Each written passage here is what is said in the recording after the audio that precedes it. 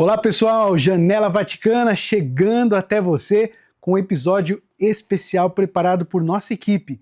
Pois é, hoje nós vamos reviver momentos especiais do pontificado do Papa Leão XIV, quase um ano de pontificado nessa missão árdua na igreja como sucessor de Pedro. E o que nós vamos encontrar hoje de conteúdo, olha que especial, a consagração do mundo ao Imaculado Coração de Maria e a visita da imagem centenária de Nossa Senhora de Fátima ao Vaticano. E ainda, curiosidades sobre Carlo Acutis, considerado o patrono da internet.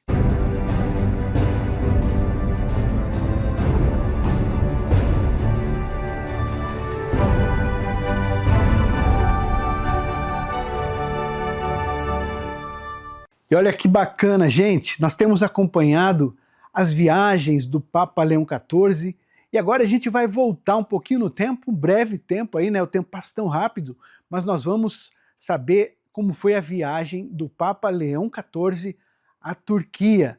A Danusa Rego e o Roger Ferrari conversaram sobre os conteúdos dessa viagem marcada por um momento de ecumenismo e diálogo interreligioso. Olá a todos que acompanham a Janela Vaticana, é com muita alegria que eu estou de volta e posso dizer que pela última vez aqui com vocês já é minha despedida. Eu estou um pouco resfriado, minha voz está um pouco estranha, mas fiz questão de estar aqui com vocês porque nas próximas semanas desse ano eu vou estar em meu período de descanso e depois, no ano que vem, como missionário da Canção Nova, eu fui remanejado de missão. Estarei em Fátima, em Portugal. Então, antes de falar um pouquinho da viagem do Santo Padre, eu gostaria de agradecer esse tempo aqui na Janela Vaticana e agradecer a todos vocês que acompanharam as notícias diretamente daqui de Roma. E agora, falando um pouquinho sobre a viagem do Santo Padre, nós estamos fazendo essa participação numa quarta-feira, que normalmente tem as audiências gerais aqui com o Santo Padre, mas por um motivo muito especial, o Santo Padre não está aqui em Roma. Ele já voltou à Itália, mas ele não está em Roma, está em Castel Gandolfo. Deve retornar a Roma até o final deste dia, porque ele realizou a sua primeira viagem apostólica. Olha só que bacana. Papa Leão XIV, então, realizou a sua primeira viagem apostólica, que começou, na verdade, no dia 27 de novembro, na quinta-feira passada, com destino à Turquia e Líbano. Se você estava acompanhando um pouquinho aí das notícias da TV Canção Nova, das notícias do Instagram, do CN Notícias, de tudo aquilo que a igreja tem também divulgado nesses últimos dias, você pôde perceber que foi um encontro marcado com um diálogo interreligioso, encontro também com os cristãos locais, em que ali são minoria. O Santo Padre teve a oportunidade de fazer diversos discursos, estando na Turquia, estando também no Líbano, estar juntos com os cristãos locais. Na quinta-feira, então, dia 27, o Santo Padre partiu de Roma, rumo a Ankara, na capital da Turquia, e ali ele fez uma visita oficial no mausoléu de Mustafa Kemal Atatürk. Me desculpa, mas está tudo em turco, é um pouco difícil aqui de ler. Mas ele realizou, então, foi recebido ali numa cerimônia de boas-vindas no Palácio Presidencial, encontrou com autoridades civis, diplomáticas, e todos esses momentos o Santo Padre fez discursos muito belos, muito ricos, em que ele até mesmo teve palavras de encorajamento aos cristãos, tocou em temas muito delicados, falou da inteligência artificial. Tudo isso você pode ir pesquisando na íntegra aquilo que foi essa primeira viagem apostólica do Santo Padre Papa Leão XIV. No primeiro dia também o Santo Padre depois se deslocou para Istambul e do dia 28 ao dia 30 de novembro o Santo Padre permaneceu na Turquia com alguns compromissos que estavam ali nesta peregrinação. Qual é o motivo dessa visita do Santo Padre à Turquia e também ao Líbano? O Santo Padre quis fazer essa visita, essa viagem apostólica em comemoração dos 1700 anos do primeiro concílio de Nicéia. Cerimônias ecumênicas e encontros com autoridades religiosas e civil aconteceram ali na Turquia, celebrando esse momento. Ele esteve também com o patriarca Bartolomeu I E esses foram momentos muito decisivos e muito icônicos dessa viagem apostólica do Santo Padre. E no dia 30, então, depois da fase na Turquia, o Santo Padre partiu para Beirute, a capital do Líbano. E do dia 1º até o dia 2 de dezembro, o Santo Padre esteve no Líbano com uma agenda muito intensa, cheia de encontros com autoridades políticas e religiosas, visitas também a locais simbólicos. E no dia 2 de dezembro, ele realizou uma oração silenciosa no local da explosão que aconteceu em Beirute em 2020. Se você até mesmo pesquisar essas imagens na internet, foi um momento muito profundo, muito forte. Muitos compartilharam pequenos reels, trechos, shorts, vídeos curtos desse momento em que o Santo Padre esteve ali rezando nesse local da explosão. Também teve uma missa pública ali à beira-mar, com declaração também de apoio e consolo aos cristãos locais. Eu dei uma pequena lidinha nesse discurso que o Santo Padre, ele animou os cristãos locais a coragem, a terem coragem, a não terem medo, a serem cristãos na sua autenticidade. Bom, essa então foi um pouco da agenda do Santo Padre. Então o Santo Padre retornou a Roma e é claro, eu deixo aí com o pessoal do estúdio para poder adentrar nesses discursos, adentrar também nessas realidades que aconteceram nesta primeira viagem apostólica do Santo Padre, o Papa Leão XIV. Eu agradeço mais uma vez toda a oportunidade de estar aqui diretamente de Roma falando com você aí na sua casa. Desejo a todos da Janela Vaticana um Feliz Natal, você que acompanha também a Janela Vaticana, que Deus abençoe. Obrigado também toda a equipe de Roma, ao Leonardo que sempre me acompanhou nas edições e gravações aqui nesse tempo. É com vocês do estúdio. Nós estamos prestes a entrar no mês de maio, mês dedicado a Nossa Senhora.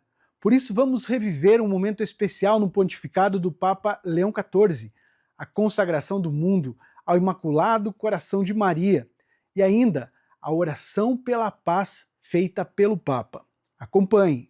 A imagem original de Nossa Senhora de Fátima é uma obra de 1920 do artista português José Ferreira Tedim. A escultura tem 104 centímetros de altura e foi esculpida em cedro do Brasil, a partir do testemunho de Irmã Lúcia e coroada solenemente a 13 de maio de 1946. A bala que atingiu São João Paulo II no atentado de 1981 foi mais tarde incrustada na coroa utilizada nas peregrinações internacionais aniversárias.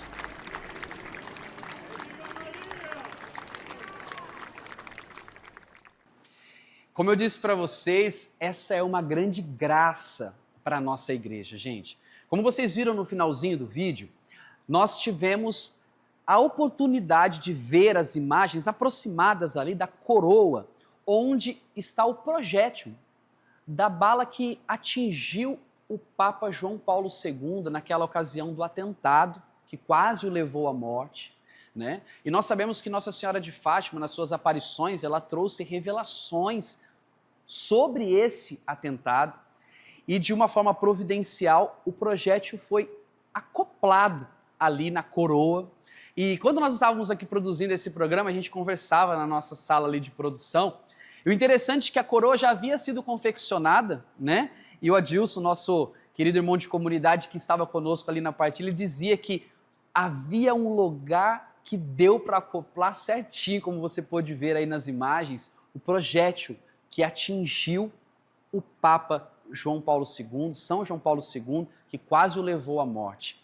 E essa imagem, olha só que providência, gente, nós precisamos fazer uma leitura também espiritual sobre o que significa essa visita da imagem de Nossa Senhora de Fátima a Roma. Porque nesse contexto, a imagem vai para Roma, ela está lá diante de um jubileu, que é um ano de graça, é um ano onde o Papa convocou um ano todo especial para vivermos temáticas que são muito específicas, porém necessárias para esse tempo em que nós vivemos.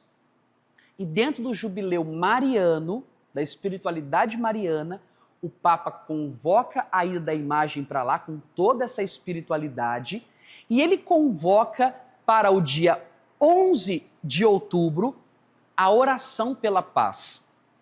E por providência divina, a imagem estava lá em Roma.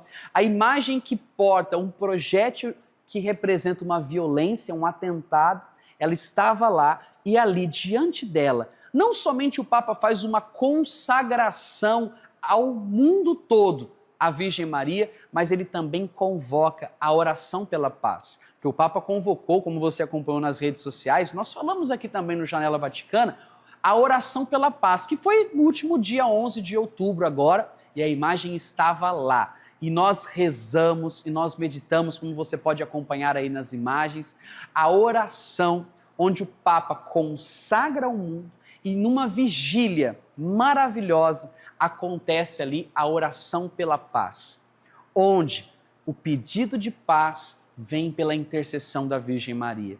E nós que acompanhamos, né, a espiritualidade de Fátima, onde Fátima ela nos convoca à oração, a oração do Santo Rosário, o Papa vem e nos conduz nesta oração aos pés da Virgem Maria, clamando pela paz mundial. Você entende, meus irmãos, que existe toda uma realidade espiritual num ato civil, num ato público, onde a presença da Virgem Maria rege a paz do mundo. Então fica aqui para você também esse convite, né?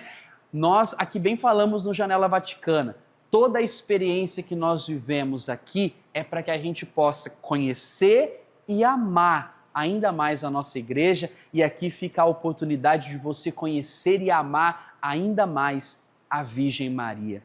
Reze o terço, reze o Santo Rosário, tenha certeza que muitas das lutas que você vive pelas mãos da Virgem Maria, você poderá encontrar conforto, consolo, uma intercessão que chega até o coração de nosso Senhor Jesus Cristo. Gente, esse episódio da visita da imagem de Nossa Senhora de Fátima a Roma é algo marcante, que precisa também marcar a minha vida, marcar a sua vida, e nós não podemos desperdiçar essas oportunidades da divina providência na nossa vida, tá certo? E a Janela Vaticana acompanhou aí a trajetória de Carlo Acutis até chegar à sua canonização, trazendo para a gente aí detalhes da vida dele. Por isso nós vamos agora relembrar como foram esses momentos, essas entrevistas tão emocionantes, contando sobre o padroeiro da internet e a cidade onde ele está sepultado, Assis, na Itália. Para Carlo Acutis, ele amava visitar Assis quando, na sua infância, adolescência, e ele dizia que era lá onde ele se sentia mais feliz. Vamos então conhecer e reviver esses momentos. Essa nossa conversa aqui é muito providencial, né? A senhora está aqui conosco hoje, trazendo um pouco de Assis. Assis, Carlo dizia, era onde ele se sentia mais feliz, né? Traz um pouquinho da realidade dessa cidade da Itália, Assis. A senhora já trouxe São Francisco. Quando eu estive lá em maio, eu ganhei um livro que o bispo de lá escreveu e fala de Carlo e Francisco. Então esses dois santos, um de 800 anos atrás e o outro tão atual, tão jovem, que a gente pode contemplar ele lá na igreja, usando tênis, calça jeans, moletom, como um jovem do nosso tempo. A gente diz que Assis adotou Carlo, né? Pela sua paixão por São Francisco. Ele pediu para estar ali, ser enterrado ali. A família já tinha um túmulo do pai da Dona Antônia, já era enterrado em Assis. E um belo dia, Carlo soltou para a mãe, eu quero ser enterrado em Assis. E a mãe achou estranho, mas geralmente são os filhos que enterram os pais, né? E Carlo soltou isso do nada. Então, quando Carlo morreu, ele foi enterrado em Assis, por conta da sua paixão por São Francisco.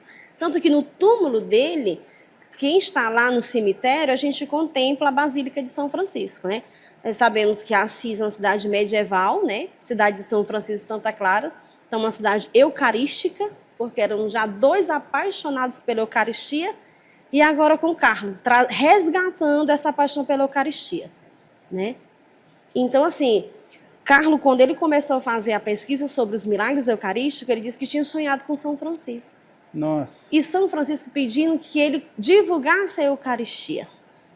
Então, Carlo, ele bebeu muito daquela espiritualidade, né? Você que já viveu, já teve essa experiência, quando a gente entra em Assis, a gente percebe que diferente. Assis é um grande santuário, né? Então, as pedras falam. Então, é aquilo que dizia Santa Clara, né? Pare, considere e contemple. Então, a cidade te envolve a viver essa espiritualidade, né? Então, tem muitos brasileiros que chegam em Assis e fazem só aquela pesquisa Google Maps, né? E dizem, é cidade pequena, em um dia a gente faz. Né? Mas não é só um dia, não é a questão geográfica, mas a questão da profundidade da cidade. Então, quando chega, meu Deus, por que eu não passei mais dias? Né? Então, fica com aquele gostinho de quero mais, de voltar. Né? Irmã, enquanto a gente está conversando, o pessoal está vendo as imagens da casa da senhora. Então, como que é esse dia a dia ali na casa da senhora, mas num santuário, numa basílica, como que é isso? É muito simples, né? Tanto que quando se tornou Santuário do Despojamento, que foi 20 de maio de 2017, a gente sempre dizia assim, mas o que a gente vai mostrar? Nós não temos os bonitos afrescos de outro, como a Basílica de São Francisco. Mas é esse convite de fazer aquele processo de despojamento, né? Mas assim, mas nós estamos aqui com o coração aberto para acolher. Que a Basílica é do despojamento, Isso, né? o Santuário do Despojamento. A Igreja Santa Maria Maior, ela foi a primeira catedral de Assis. Historicamente, São Francisco foi batizado nesta igreja e depois foi que levaram a fonte batismal para São Rufino, porque ali foi a primeira catedral. O bispo sempre morou do lado da igreja. E até hoje ele mora. Até hoje ali. Ele mora, né? Então, o nosso bispo chegou em Assis, conhecendo a história de São Francisco, ele disse, eu moro num lugar muito importante. Né? Então, eu tenho que despojar-me das minhas estruturas, para que as pessoas possam fazer essa experiência. E quando o Papa Francisco fez a primeira visita em Assis, que foi 4 de outubro de 2013, nosso bispo conseguiu entrar em contato com o Papa, vem aqui nesse lugar, um lugar bonito, histórico, nenhum Papa passou por aqui. Tem que o senhor reze só um Pai Nosso. O Papa Francisco disse assim, eu não quero só rezar um Pai Nosso ali. Eu quero me encontrar com os mais pobres de Assis. Olha. E ali ele teve um encontro com os mais pobres, aqueles que são acompanhados pela Caritas. E ali ele pediu que aquele santuário fosse um lugar de discernimento vocacional. Né? E a partir daí o nosso bispo teve a bênção papal, né? Então já foi se pensando que a Santa Maria Maior se tornaria santuário do despojamento. Então, Papa Francisco visitou em 2013 e essa mudança do santuário foi em 2017. Né? E a partir daí, né, nós começamos a fazer um trabalho de catequese com as pessoas, fazendo esse processo de discernimento. Hoje eu estou aqui no Santuário do Despojamento, onde Francisco abraçou o projeto de Deus como seu. E hoje, de que coisa eu preciso me despojar? Né? Então eu sempre gosto de dizer, vamos deixar um dever de casa, né? Nós estamos pisando num solo santo, então o que é que hoje eu preciso me despojar? Né? Para que o amor prevaleça, o amor maior prevaleça. São muitos ensinamentos que a vida de Carlos, um jovem de 15 anos, deixa para nós. Irmã, agora voltando um pouquinho, tem uma pergunta sobre a canonização. Uhum. A canonização estava marcada para abril. Veio o falecimento do Papa Francisco, os jovens foram, não teve a canonização, mas eles ali participaram do funeral. E aí o Papa Leão assumindo, ele deu uma nova data para a canonização. E agora aqui a irmã Maria das Neves Martins Franco está perguntando. Minha superiora geral. Superiora geral, olha que responsabilidade. Da Congregação Missionária das Irmãs Missionárias Capuchinhas. Então Minha seja bem-vinda, irmã, madre superiora, Minha né? madre. Geral. Tá Qual é o sentimento em relação à canonização do Beato Carlo Acutis? Olha, nós estamos assim, o nosso coração já diz que ele é santo, né? Porque ele já é santo. Mas assim, a gente sabe que com a santificação, né, o céu ganhou mais um santo.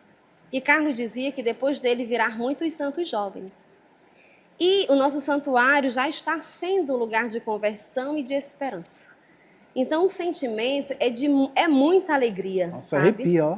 É de muita alegria saber que aquele espaço está se tornando um lugar santo.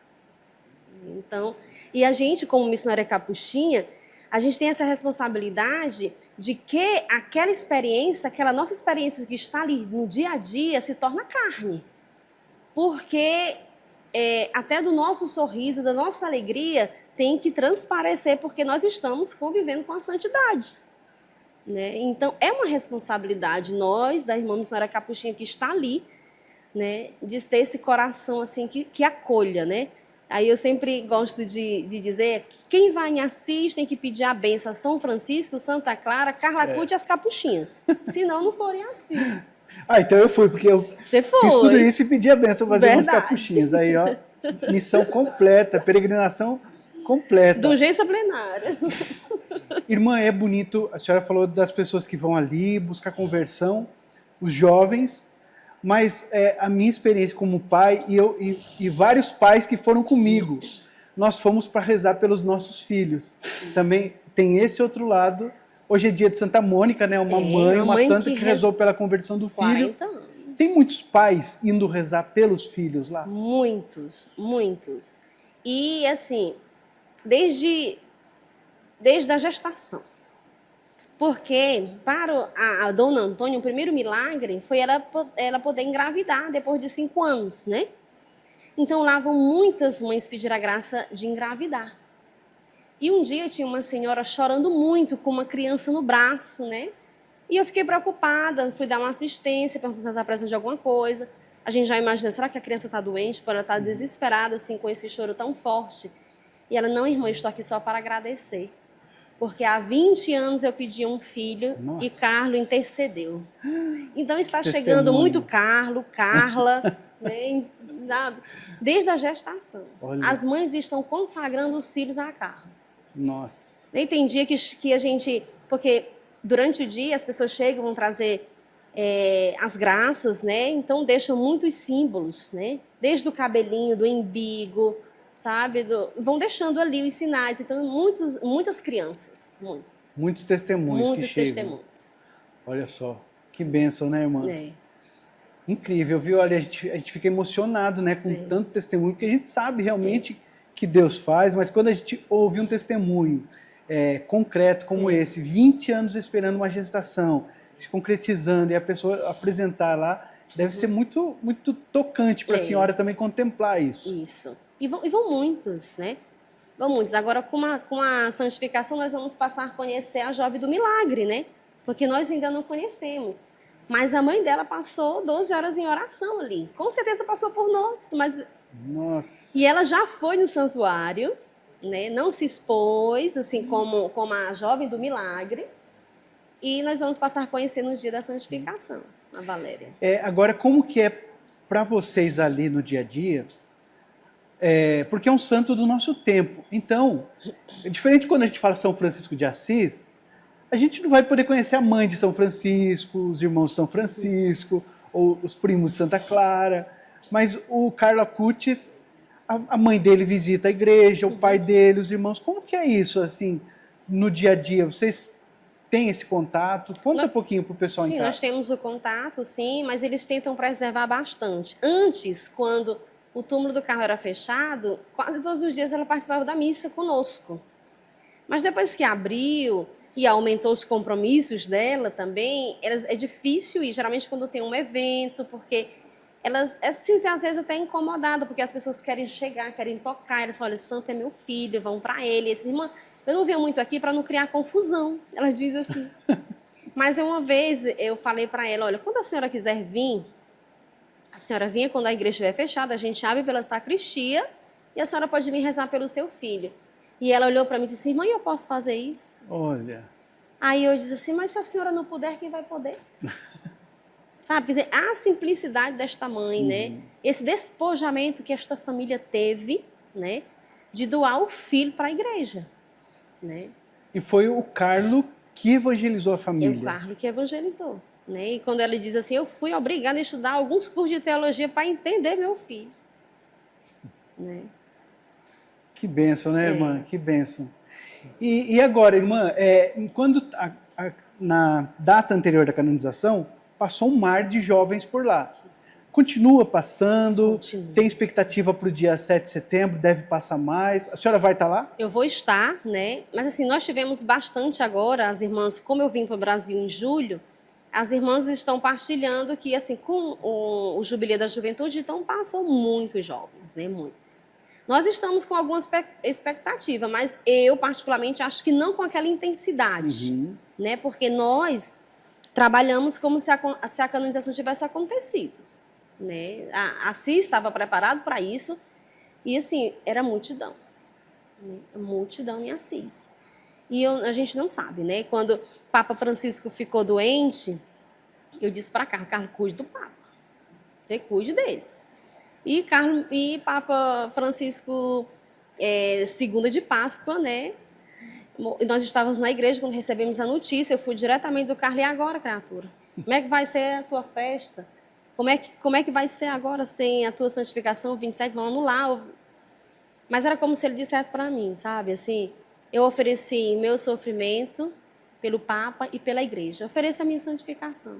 Ele dizia, não eu, mas Deus. Eu fiquei, será que ele queria essa multidão por ele? Então, as pessoas foram obrigadas, assim, entre parênteses, irem pela igreja e pelo Papa. E, querendo ou não, participou de um fato histórico da nossa igreja. É porque não poderiam cancelar voos, hotéis, então as pessoas foram. Então, né, as pessoas... Eu lembro do Carlos que ali tinha filas quilométricas, que é aquilo que ele queria para as igrejas, né? Ele ficava muito triste quando passava diante dos estádios de futebol, discoteca, que via aquelas filas quilométricas, ele dizia, o lugar que deveria ter filas quilométricas é nas igrejas que tem Jesus sacramentado. Olha. Né? E no dia do velório do Papa, a gente viu aquelas filas quilométricas. Que incrível, né? Eu acho muito bonito, irmã, a senhora fala com o Carlos como alguém muito íntimo. Meu filho, né? É o filho. Conta um pouquinho filho. pra gente dessa relação da senhora com o Carlos. A senhora chegou antes na igreja ou o Carlos? Cheguei antes. Então, por isso que é filho, né? É por isso que é filho, né? Como que é? Conta pra gente um pouquinho. Não, A senhora é brasileira, como chegou lá na Itália, daqui a pouco nós encontrou o Carlos. nós irmãs Missionárias Capuchinhas, a convite dos frades capuchinhos, nos convidaram para ser uma presença missionária na Itália. Só que as irmãs passaram 10 anos para dar uma resposta aos capuchinhos. E em 2014, a madre da época, a irmã Bebenuta, disse, nós vamos dizer sim. Então vamos enviar 2 irmãs para a gente fazer uma experiência. Então, eu professei 2 de fevereiro, saindo do noviciado 2 de fevereiro de 2014, e 6 de junho já estava em Assis. Né? Eu e a irmã Lúcia Silva. Fomos para fazer essa experiência. Fiquei primeiro em Assis, né, para estudar a língua, que ninguém sabia dizer nada em italiano, se adaptar, e sempre trabalhando com os frades capuchinhos. Fizemos várias missões populares, justamente com o padre Carlos, que é brasileiro, que na época estava em missão na Itália, e fomos morar numa cidade vizinha de Assis. E então o padre Carlos assumiu a paróquia Santa Maria Maior como pároco, e lá ele disse, irmãs, eu preciso de vocês aqui, porque não tinha... Casa paroquial não morava ninguém, não tinha secretária, sacristão, não tinha nada. A igreja, né? A igreja era uma paróquia simples. Não tinha muito movimento também. Não tinha, não. Para ter uma ideia, a missa durante a semana era dentro da sacristia, no tempo do inverno. Não tinha gente. Então não tinha.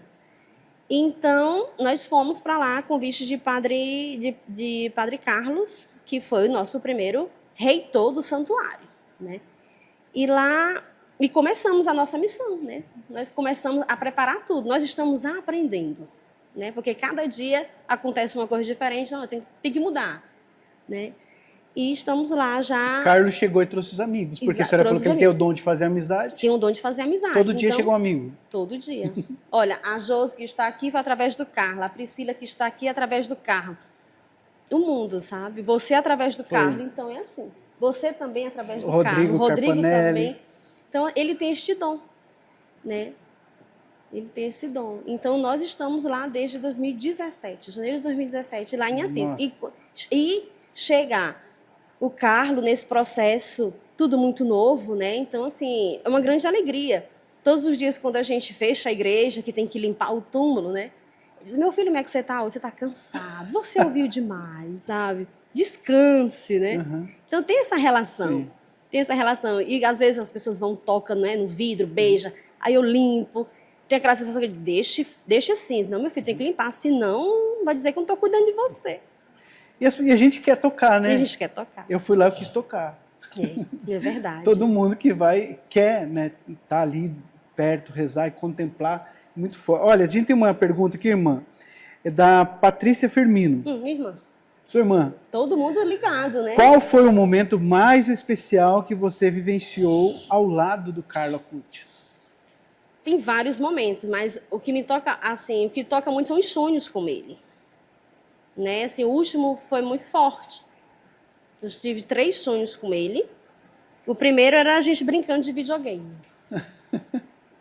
E a mãe brigando. E que jogo que era? Eu não lembro, eu só lembro que eu estava assim, ó, mas ele ganhando de mim, né? Brincando. Ah, ele ganhava. Ele ganhava, eu não consigo, Olha. não entendia. Aham. O segundo era ele já no nosso santuário, ele se levantava do túmulo, pedia o telefone, a gente fazia um selfie. Tudo que ele gostava, Tudo que né? ele gostava. Ele ligava para a mãe dele e dizia assim: mãe, cuide das irmãs Misaras Capuchinhas. No sonho. Olha. Acordei. Quando foi no outro dia, chegou a Isabela, sua secretária, com panetone, chocolate, ovo de Páscoa, porque era Páscoa, né? Disse: ô Isabela, o que é isso? Minha filha, a dona Antônia mandou para vocês. Aí eu disse: ela sonhou com o Carlos também? E o último sonho, o Carlos se mexendo no túmulo. Ô meu filho, pelo amor de Deus, vai dormir, porque essa câmera aqui, que é 24 horas em cima de você, o que é que a gente vai explicar para a mídia que você está se mexendo? E ele se levantava, olhava para mim e dizia: por que você me quer tanto bem? Olha. E me dava um beijo aqui. Então eu senti. Aquilo foi muito forte, né? E depois veio uma jovem no santuário contar um testemunho que ela teve ficou em coma. E no coma, a mãe rezava muito, pedindo a intercessão do Carlos. E quando ela voltou do coma, a mãe apresentou o Carlos para ela. E ela disse: mãe, ele passou o tempo todo aqui comigo. E ela começou a pesquisar. E ela foi em Assis para conhecer o corpo do Carlos. Chegando lá, ela partilhou comigo. Aí eu dei uma relíquia de 3º grau do Carlos. E ela ficou muito feliz. Quando foi depois, ela ligou para mim e disse: irmã, eu sonhei com o Carlos. Mas ele dava um beijo em uma freira. Olha. Eu disse: Maria, pode ser o seguinte, ou você está dando a confirmação do meu sonho, ou pode ser um sinal de vocação para você. Será que não é você que o Carlos está chamando para você ser uma consagrada? Reze, né? Faça o seu discernimento. Então, assim, ele é muito presente, né? E muitas pessoas contam o testemunho que ele vem muito em sonho. E sempre, geralmente, no sonho, pede que a pessoa procure ele na internet. É mesmo? Então, esses foram os momentos mais especiais, assim. Assim, porque eu fui muito contato com ele, né? Como se eu não conhecia o Carlos pessoalmente. Foi mas real, era, né? Foi e real. Foi como se eu tivesse conhecido, né? Então, assim, para mim foi muito tocante, né? Que beleza. Olha, eu quero agradecer as participações aqui, ó, da Silvana Fontenelle, que mandou a sua mensagem, desejando a paz esteja com todos vocês. O Alberto Jorge, a Maria da Conceição, a irmã Maria das Neves, que a gente já cumprimentou, a Maria da Conceição, que também está pedindo orações pela paz no mundo, pela conversão das nações. Chega de tantas mortes, tantas guerras, tanto sangue derramado. E a Ângela Merici, pela cura, libertação e santidade, vocação religiosa e profissional de todos da minha família, pela realização dos meus projetos, estudos, meus filhos e pela alma dos familiares. Então a gente agradece todas as participações. Irmã, essa conversa é muito boa, a gente gostaria de continuar com a presença aqui da relíquia.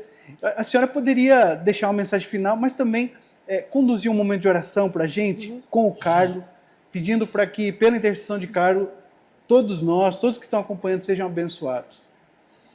Carlos era apaixonado por Maria, né? Era a única mulher da sua vida, né? Então, assim, a gente, né, podemos rezar uma Ave Maria, trazendo presente aqui toda a juventude do mundo inteiro, aquela juventude que já teve um encontro com o Senhor, mas especialmente aquela juventude que ainda não teve a oportunidade de ter este encontro. Aquela juventude que ainda não sabe qual é a sua vocação, não fez o seu discernimento.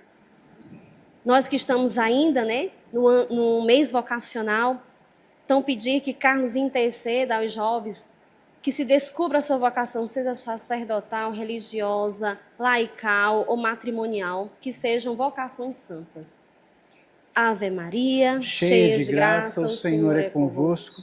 Bendita sois vós entre as mulheres, bendito é o fruto do vosso ventre, Jesus.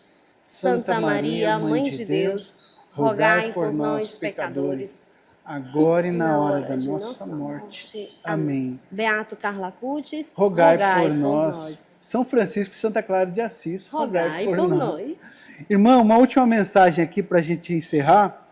Carlos amava a Eucaristia. Ele dizia que ela era a estrada principal para o céu. E essa semana o Papa falou sobre a missa ele recebeu aí um grupo de ministrantes franceses em peregrinação em Roma, e ele disse assim: a celebração da missa salva o mundo hoje. E depois ele disse que a Eucaristia é o tesouro dos tesouros. E aí ele também falou algumas frases aqui. Coloquem Jesus no centro de suas vidas. E ele falou também a falta de padres hoje no mundo é uma desgraça para a igreja. Frases muito fortes, impactantes, né? Mas que tem muito a ver com Carlo Acutis, desse amor pela Eucaristia. Carlo Acutis tinha a Eucaristia como um tesouro na vida dele. Isso, né? Tudo que ele dizia, que a Eucaristia era a sua autoestrada para o céu. Por isso aquele desejo de comungar diariamente, né? E às vezes, eu sempre, quando nas catequeses, eu falei para os jovens, né? Olha que interessante, a autoestrada na Itália é uma BR para nós, né? Mas que você vai de 130 a 150, muito veloz, né? É um caminho muito veloz. Aí eu fiquei pensando, mas hoje, quem não pode comungar ainda por algum problema, né? Aí eu disse assim, para andar na autoestrada precisa de um carro. Disse, então o carro poderia ser o problema. E quando ele disse que o Santo Terço era a escada mais rápida, olha, ainda bem que nós temos Nossa Senhora do lado. Olha aí, que legal. Do lado.